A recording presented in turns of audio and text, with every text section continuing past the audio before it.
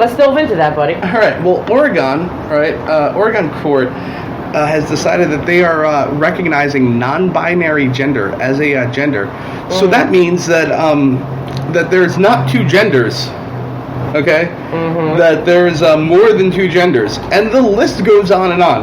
Cats, helicopters. Well, I sexually identify as a helicopter, but here's the problem with that, is that I've seen the liberals go really crazy with this. Us on the right, we go, okay, you know what, fine, we'll give you a third gender. And then they go, oh, okay, no, well, there's 15 more now.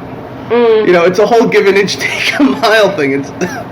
You know, oh, transgenders. Okay, fine. We'll give you that. Just take it. Shut the fuck up.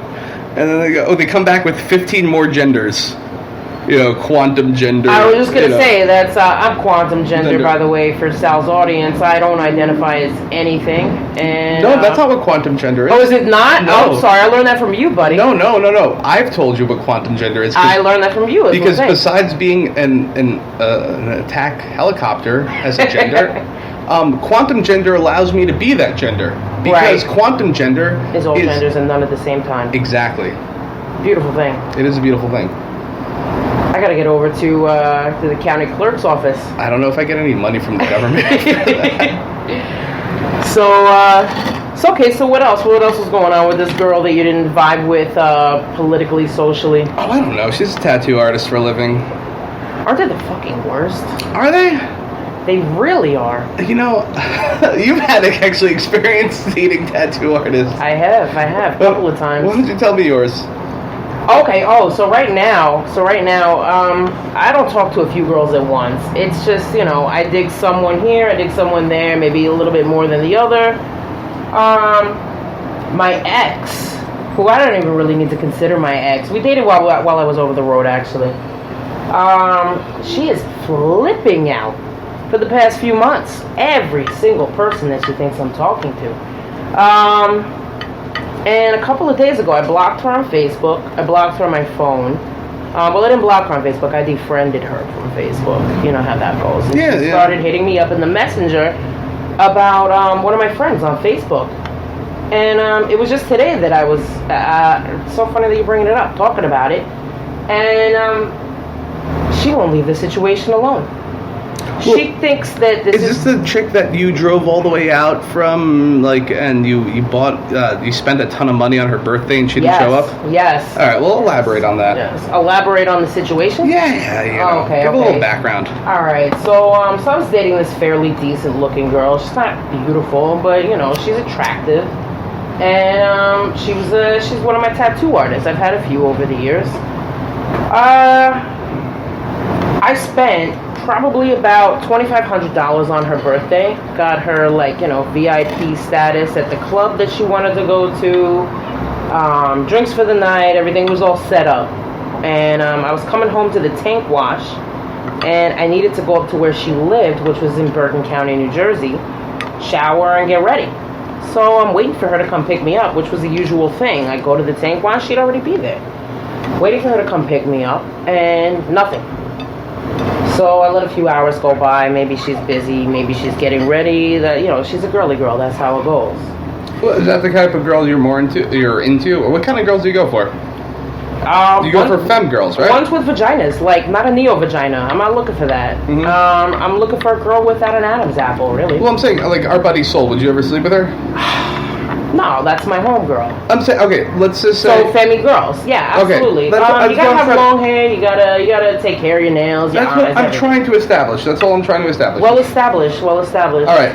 I've noticed, personally, from my whole thing, is that femi girls, femi lesbians, are not lesbians by choice. By trade? What? By birth. Okay? You know, I think barring Vanessa, right? That chick we hung out with. I feel like I'm gonna put this on Facebook. So should we tag her? Yeah, you could. I feel like barring Vanessa, like femi girls that I've met are all products of some sort of molestation or something. You know, I don't want barring Vanessa. Obviously. Barring Vanessa, right? I don't know Vanessa. Vanessa didn't tell me anything, but I'm saying that a lot of the femi girls. Oh, no, actually. But yeah, because so barring Vanessa, all of the femi girls that I've met are like, yeah, no, you're attractive, or I find guys attractive, but I can't sleep with them because I was molested when I was a kid, or something like that, or I was molested or raped. And I completely agree with you. Yeah, you should completely agree with me. Completely. So barring one person that we have met, and I've met a lot of lesbians. All right. And when we went to what's it called, Henrietta's, When we went to Hetty's, that was a big eye opener because I was actually talking to these girls, because every now and then I just met like I met femi lesbians, and I was like, oh, okay, cool, you're breaking my heart. But I like decided to start talking to them and asking them, hey, what's going on? Why are you a lesbian? And like, no, you're really attractive, but no, I was molested by my uncle, and I can't sleep with guys after that, or some shit. From my experience, this is actually some truth. Yeah. I think probably about 45, I don't even want to go half, but 45% of the girls that I've dated long term have had a story to tell me about a family member or a friend or, something along the lines. And I do tend to agree with you there. There are quite a few girls out there that are in the scene, especially in New York and Long Island, that will, disclose this information with you pretty much, without having to pull a leg.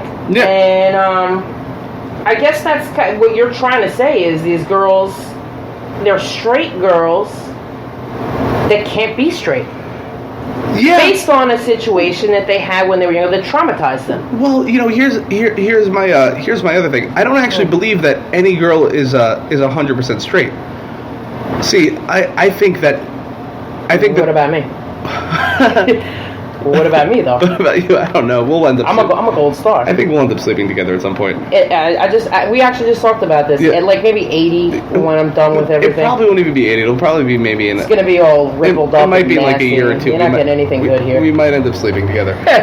But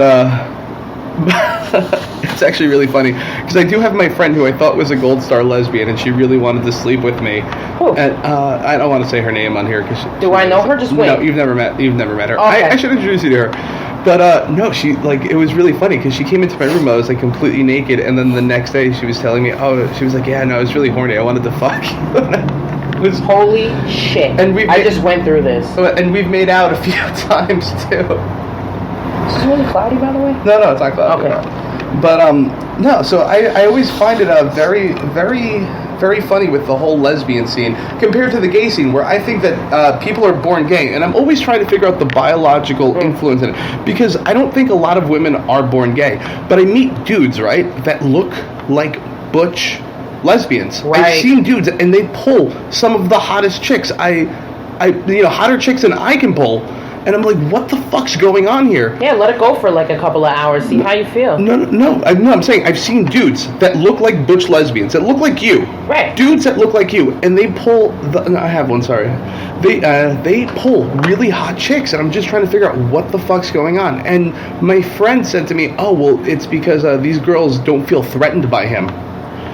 And I was like, wow, that's a really good way to put it. Yeah, that might be the whole like that's the trump to the whole fucking to the whole I was molested by my uncle. Then they meet the dude that isn't threatening to them. Wow. That's an eye opener right there in itself. I've spent a lot of time on the bar. So, I observe a lot when I'm out there. It's just gotta observe it. Yeah, seeing what the fuck's going on. I know all the fucking games, and I know how to play them. Mm-hmm. One of my favorite things to do when I'm hooking up with a girl, right, is to joke around about my penis, and I always say that I have a small penis, because there are two things that happens in a girl's mind when you say that to them. And the two things are that they know instantly that anyone who has a small penis would never say that. So they automatically think you have a large penis. The other thing is they want to see it to call you out on it. And then when they see it... It doesn't matter. Once your penis is out, you're already in. Yeah, you're already in. But you've kind of put them into that whole play mode. So once your pants are down... Yeah, it's happening. all shots are called. It's happening. It's gotta happen. Yeah. If it doesn't happen, then So that's always been fighting now. That's always been one of my big go-tos is just joke around that you have a small penis because women know that someone with a small penis, one, will never joke around that they have a small penis, and two, now they want to see it because they want to see what the fuck you're talking about. It's weird. I feel like I should adopt this tactic here, but I mean, obviously I can't say penis. What should I say? Like, I got a really short vagina. I don't make up something. I don't know. I mean, I don't know what turns. I'll figure it out. I'll figure it out. I don't know the whole woman on woman scene because I've had lesbians come up to me but fucking a gold star lesbian and make out with me. Just because they were like, oh, I really like you. There's something about you. And cocaine. It's not even the cocaine. We were sitting around drinking, and they thought I was some sort of hipster or some shit. And that works. And we were talking about politics, and they were like, oh, what the fuck? They were completely shocked. I was reading some sort of E.E. Cummings book and sitting at a bar on Long Island, and this lesbian was talking about conservatism, and she was a conservative, and then was completely blown away with what I had to say about it, and completely agreed with me. And then at the end of the night, she was like, can I kiss you? Okay, sure. For those of you that I'm going to be posting this for, my friend Sal is extraordinarily brilliant, by the way. I are quite the opinion on social issues. And, I mean, it's entertaining. I am definitely entertained by his view. But it's enough to make a girl want to know more. And sit around and talk and pick your brain. And that's when I think like sexuality is more of a mental thing than a physical thing and a gender issue, really. Well, that goes back to what I've told you about the whole about the sex change thing. Why get the sex change? Why do it? Right. The dick you're going to get, if you go from female to male, right, the dick you're going to get is going to look like a cheese blintz. Really, you're not going to be able to feel sexual pleasure. And, 90% of sex is mental. So just get the strap on, okay? Cut the hair short, and you're a lesbian. That's it. Just, you don't have to be a dude. You're never going to be a dude. You can't change your DNA, all right? There are things. They're just things that we're born with that we can't control. I was born into a shitty family. I got brown eyes. All right. I was not born into a great family. I was not born into a wealthy family. And there's nothing. I can't change the family I was born into. All right. There are tons of people. Well, I'm your sister, though. Yeah, you're my sister. But there are tons of things you can't change, and you just have to accept it. And gender is one of them. Sex is mental. Agree. Agree. And it's it's not really broken down into gender anymore. I mean, this is 1950 United States. Look, there are two genders. I agree. There's only two genders, everybody. It was funny. I thought I was getting fired recently. Right. So I went to go apply for. I went to just not even apply, but just to go and just see what the paperwork was like for what do they call that? Unemployment. They removed Hispanic as a race you can pick. Yeah. I thought there was like non-white Hispanic. Was that one of them? No. Okay. You can't pick Hispanic. Well, technically, if I can get a little political or geopolitical or whatever on the show right now, just briefly, like a little part. No, whatever you want to say. This is just and I know a lot of people are probably going to disagree with me here. Go ahead. Hispanic isn't necessarily. It's not a race. No, I think it is. Well, no, because you got Spaniards, but they're European. No, but Spaniards. No, okay. There's Spanish and Hispanic. Correct. Spanish and then there's Latino. Well, Latin America is Central America.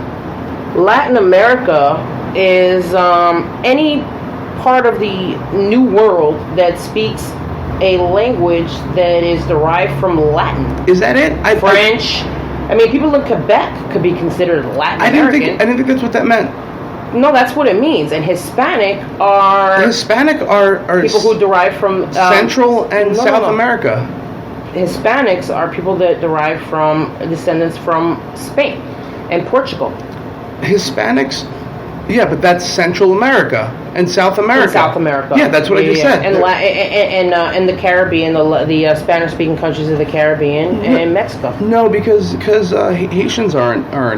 No, Haitians would be considered aren't Hispanic. Latin American. Okay, but I'm talking about Hispanic.